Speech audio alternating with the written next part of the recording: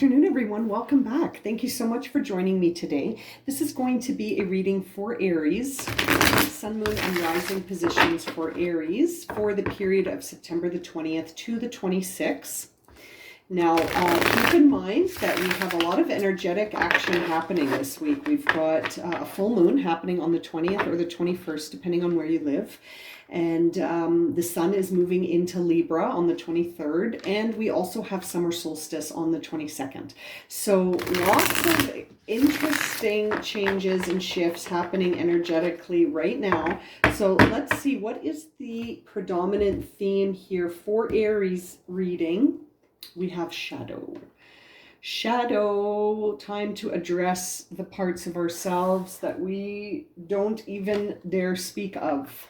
Interesting. Okay, Aries, let's see what more information we can get for you for your week from the tarot cards, and then we will close the reading with a moon oracle card. Okay, so let's jump right in for Aries, Sun, Moon, and Rising to see what messages we have for the week of September 20th to the 26th with the Shadow Oracle card guiding our reading. So Aries probably are going to be jumping into some energy where they need to look at some of the parts and aspects of themselves that they would rather not. The parts of ourselves that bring up feelings of shame, guilt, fear, disgust, things that we haven't forgiven, things that we have not looked at.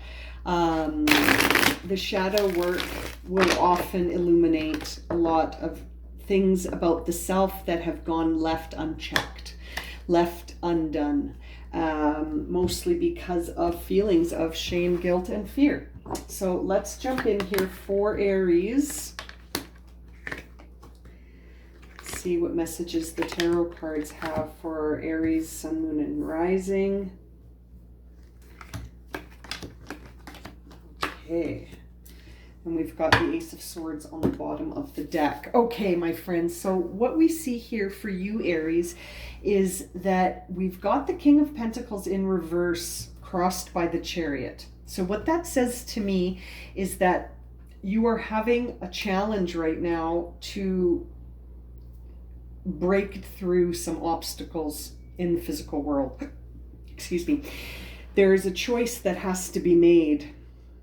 And you're feeling like if you pull the trigger on that choice, that you will have sort of created a dynamic where you can't defeat that obstacle, or you won't be able to conquer that obstacle in your mind. It's almost like you've decided that it all comes down to a single choice, and that you're feeling challenged to make that choice. You're feeling really challenged to make that choice. And it's almost like that choice is you're going to have to look at the two elements of yourself, right? The masculine and the feminine, which are expressed in the Chariot card as the horses pulling the chariot, or your masculine and your feminine energies. So there is a lack of balance here. There is a choice that needs to be made. A direction needs to be chosen. Excuse me. Something is creating tension there for you.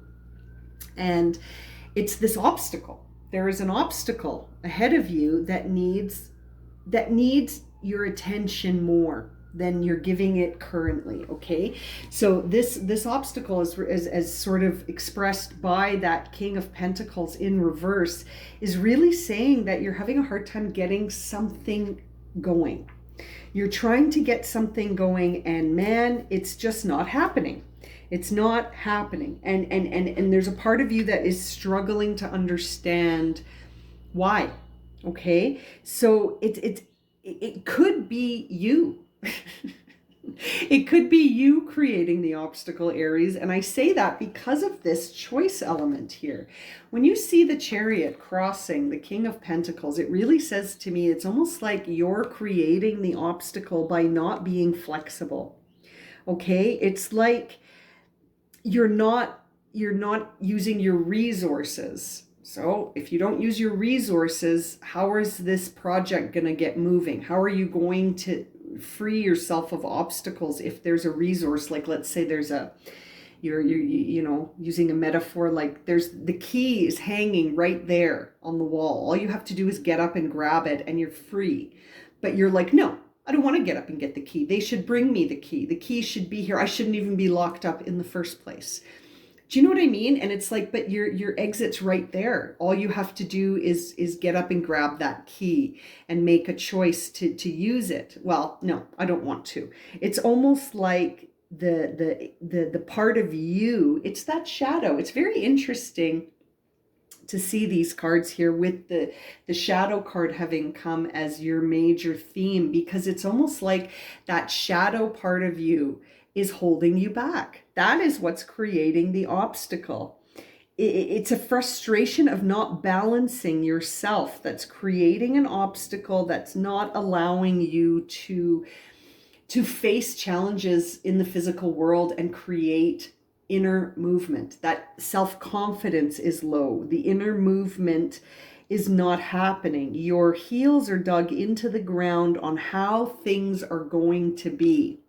And it's not appearing that way in the physical world. So you're sort of digging your heels in.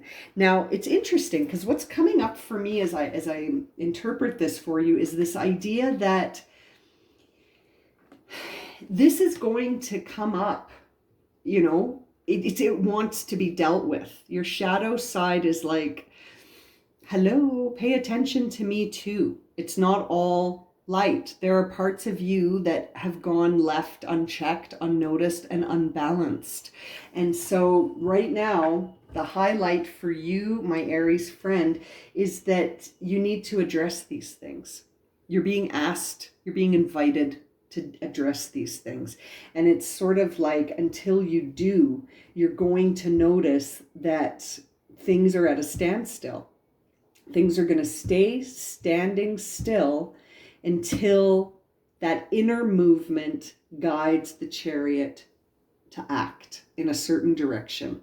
Okay. Now, what's interesting here is the thing driving your reading sort of is this idea that you don't want to do the shadow work. You don't want to shine a light on your past experiences to understand the wisdom. And you might not want to because of what those past experiences represent to you. You don't want to go back there. You're like, I already had to live through it. Why do I have to go back and shine light on it to understand the wisdom? And that's necessary in order for you to be able to open your cup again. Right now, your cup is not open for others. Right now, your cup is being directed back at you. And your cup represents your ability to hold emotion. Okay. And it's sort of like it's almost like your sacral chakra. It's that bowl. It's the place where we hold our emotion, right? And right now you're not able to hold emotion for others because it's full of emotion that you have about yourself. Right? And you could be holding judgment, shame, fear, guilt. You could be holding so much emotion in that cup that right now it can't have inner movement. The inner movement of the King of Pentacles, of course, it's in reverse because your cup runneth over with stuff that hasn't been dealt with. So you can't create inner movement in a cup that's overflowing with stuff. You need an empty cup for that. Your cup needs to be ready to go. It's not right now. It's full of stuff that needs your attention, emotional stuff that needs your attention. And it's stuff that you're not interested in giving attention to because of its nature. You're like, I don't want to look at that. I don't want to look at why I did those things or why I allowed those things to be done to me. You don't want to look at that. You don't want to look at certain choices. But if you do, you're going to free yourself from this lack of inner movement that you're experiencing right now. And it's almost like one feeds the other. So the more you resist the shadow work, the greater the shadow becomes, and the greater the importance of addressing the shadow, the greater that becomes. Okay? So the recent past for you was a situation where there was a new dimension of love. Perhaps a relationship came into your life to teach you about all of this stuff that requires inner movement. You know, a part of me is thinking that you may have fallen in love. And as a result, when we fall in love, we tend to do sort of an inner inventory to see what's going on the inner level as I invite someone in. And I think what you're going to find is that as this dimension of love that you feel increases for the external world, you're going to need to mirror that into the internal world. So, I mean, the best way to deal with the shadow is to give it love. Is to love yourself, to forgive yourself, to have compassion for yourself for participating in or allowing or instigating certain situations and experiences in your life that you now feel guilty or shameful or regretful or this level. It's shame. It's like I feel this darkness is because you're just like, I can't believe I did that, or I can't believe I allowed that to happen. How could I have allowed that to happen? And it's almost like you've just got to forgive yourself for it. You've got to forgive yourself for participating, for causing, for whatever it was. Your involvement in that dynamic needs love, forgiveness, and compassion and understanding. And it's almost like once you give that to yourself, you're going to find that you can give it to others, which is interesting.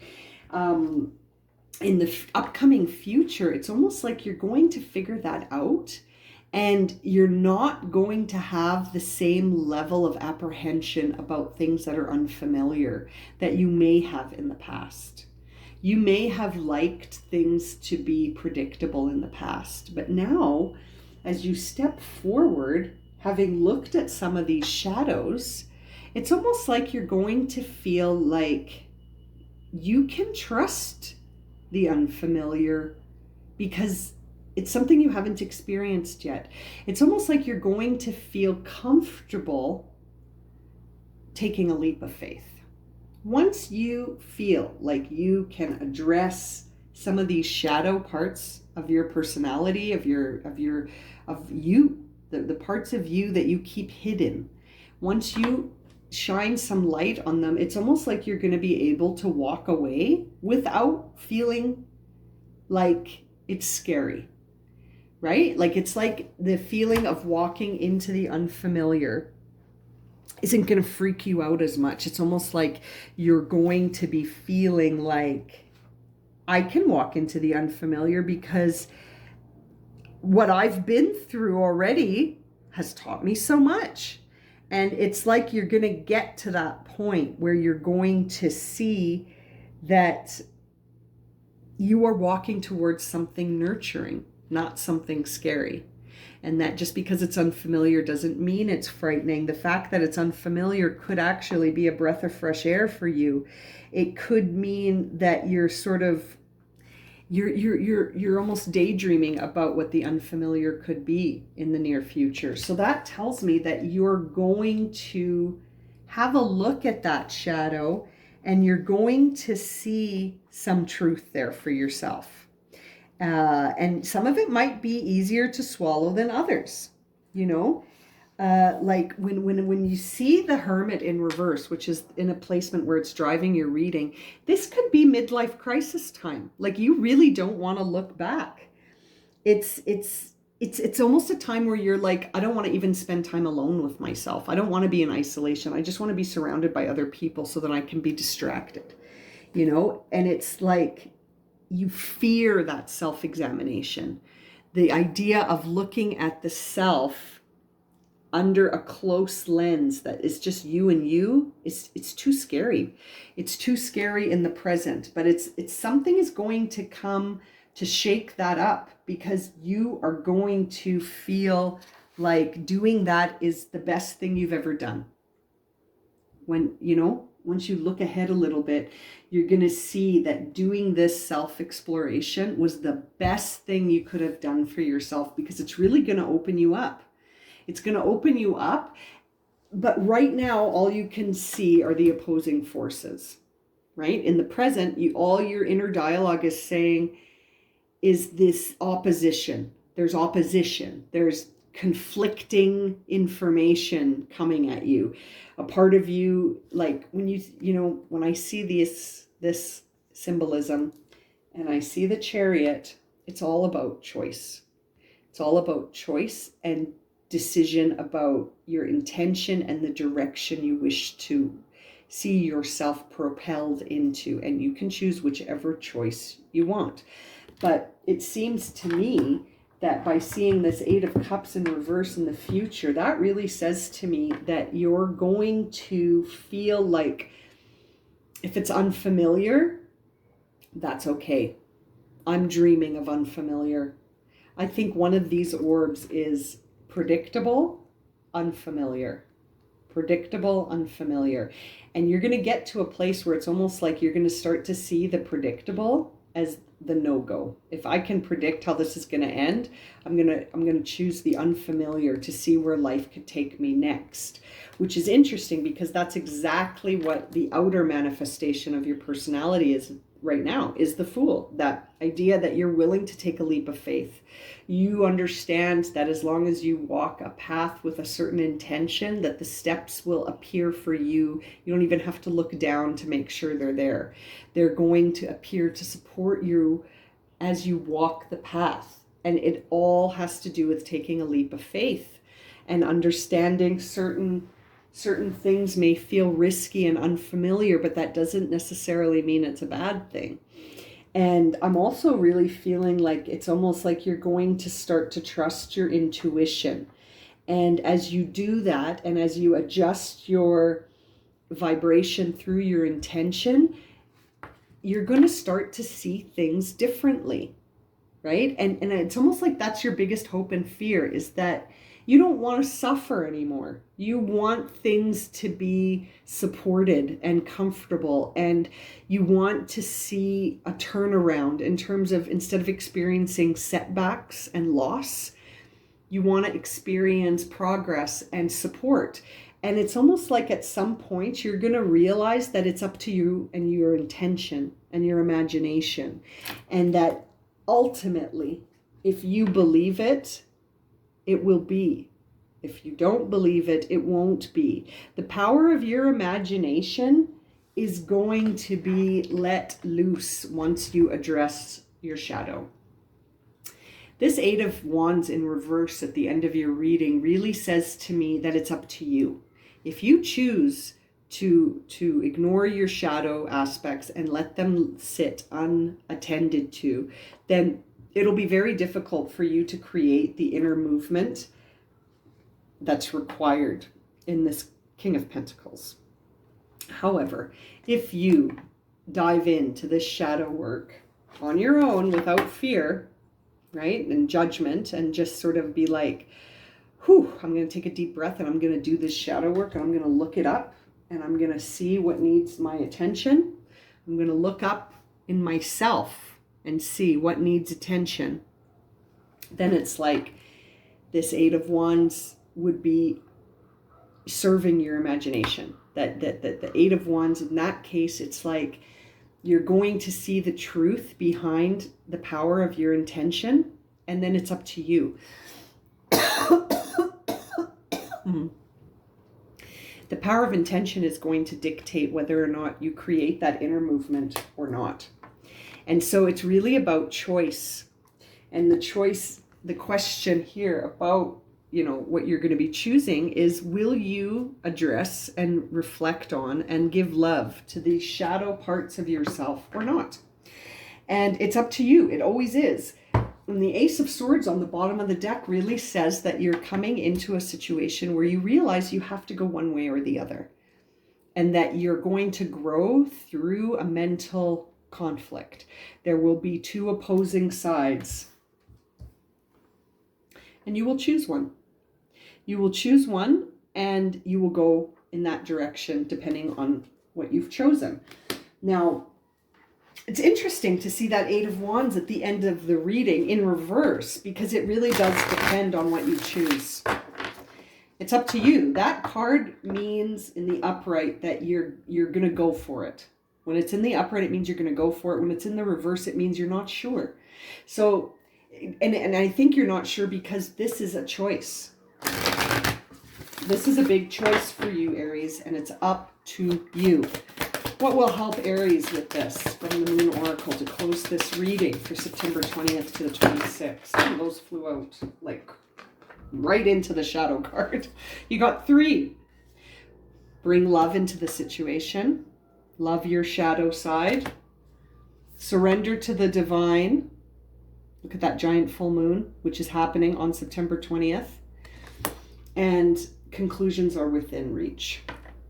You are going to conclude this if you address your shadow side. Your shadow needs some light, and you can give it light by bringing love. By loving it, love your shadow, forgive yourself, give yourself compassion. Forgiveness, love, and compassion. You need to add those during this time of reflection that you're a little bit resistant to right now because of fear. Fear not your shadow. It's just another part of yourself. And trust in the divine. You can surrender to spirit here and ask for guidance, all the guidance you need. Surrender to that timing as well. This is coming up because it's time. It's time. And your perspective could shock you as to how powerful it is. The power of intention is incredibly powerful. And so if you have fears, if you have reservations, if you have worry, surrender them to the divine. The full moon is a good time to do that. And that's happening on the 20th, 21st, depending on where you live. So surrender your fears to the divine, and don't be afraid to look at that shadow part of yourself, regardless of what is in that closet of shadows that you haven't paid attention to in a bit. It's just parts of you. It's all parts of you. And every single part of you deserves love and forgiveness and compassion. Okay, I'm going to leave it at that for you, Aries. If this has resonated for you and you would like a personal reading, my email's in the description below. And as always, thank you so much for liking, subscribing, and watching. And we will see you again very soon for another reading. Sending you lots of love and light.